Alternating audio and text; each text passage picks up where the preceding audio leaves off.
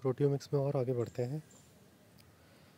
किसी भी प्रोटीन के जो सेल में उपस्थित होने का कारण है या उसका वो कितने टाइम तक सेल में उपस्थित होती है, वो 3 फैक्टर्स पर डिपेंड करता है कि जिस जीन से उसका ट्रांसक्रिप्शन हुआ है उसकी ट्रांसक्रिप्शन की रेट कितनी है।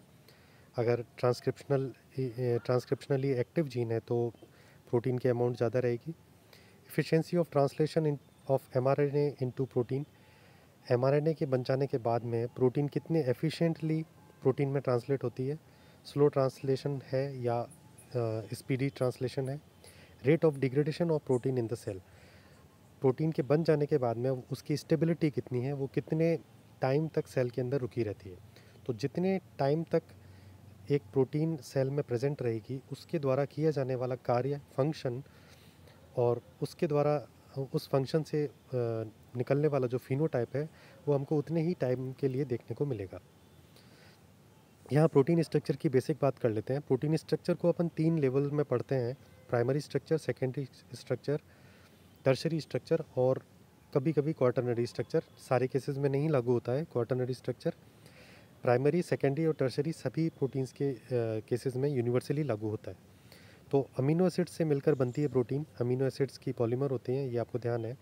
तो लीनियर जो पॉलीमर है, एक मैक्रोमोलिक्यूल जो लीनियर अरेंजमेंट से, पेप्टाइड बॉन्ड के बनने से, डिफरेंट अमीनो एसिड की लीनियर अरेंजमेंट से जो बनता है, वो जो स्ट्रक्चर है वो प्राइमरी स्ट्रक्चर है।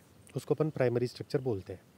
ये प्राइमरी स्ट्रक्चर बन जाने के बाद में अमीनो एसिड की क्या कैरेक्टरिस्टिक्स हैं, वो पोलर है, वो एरोमेटिक है या नॉन पोलर है या बेसिक है, एसिडिक है, उनकी केमिकल नेचर के आधार पर उस प्रोटीन के अंदर लोकल कुछ स्ट्रक्चर्स बनती हैं। लोकल स्ट्रक्चर का मतलब है जो पूरी पॉलीपेप्टाइड चेन में ना होकर के लोकलाइज्ड रीजन में होती हैं।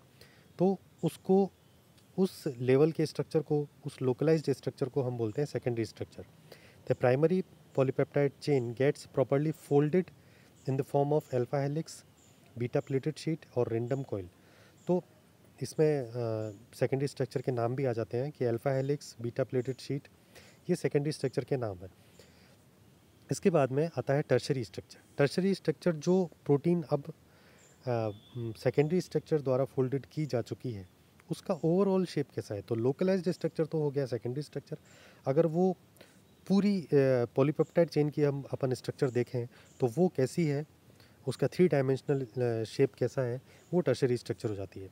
सेकेंडरी स्ट्रक्चर आपस में इंटरेक्ट करके ही टर्शरी या फाइनल बायोलॉजिकली एक्टिव प्रोटीन का निर्माण करते हैं। कुछ प्रोटीन्स में मैंने बताया आपको कि एक से ज़्यादा सब यूनिट अगर हों तो वो प्रोटीन जो है वो उसका जो ओवरऑल जो शेप बनेगा वो कहलाएगा क्वाटरनरी स्ट्रक्चर। फॉर एग्जांपल जैसे हीमोग्लोबिन का एग्जांपल आता है। आपको पता है कि उसके अंदर बीटा अल्फ़ा चेन्स होती हैं, बीटा चेन्स होती हैं। तो अगर मल्टी सब यूनिट प्रोटीन है तो उसके अंदर डिफरेंट पॉलीपेप्टाइड आपस में इंटरेक्ट करके, अल्फ़ा और बीटा दो अलग अलग प्रोटीन से आपस में इंटरेक्ट करके जो फाइनल एक शेप बनाती हैं, एक मल्टी सब यूनिट प्रोटीन बनाती हैं, जिसके अंदर एक से ज़्यादा पॉलीपेप्टाइड चेन्स होती हैं, जो कि ज़रूरी नहीं है कि सभी प्रोटीन्स में हो।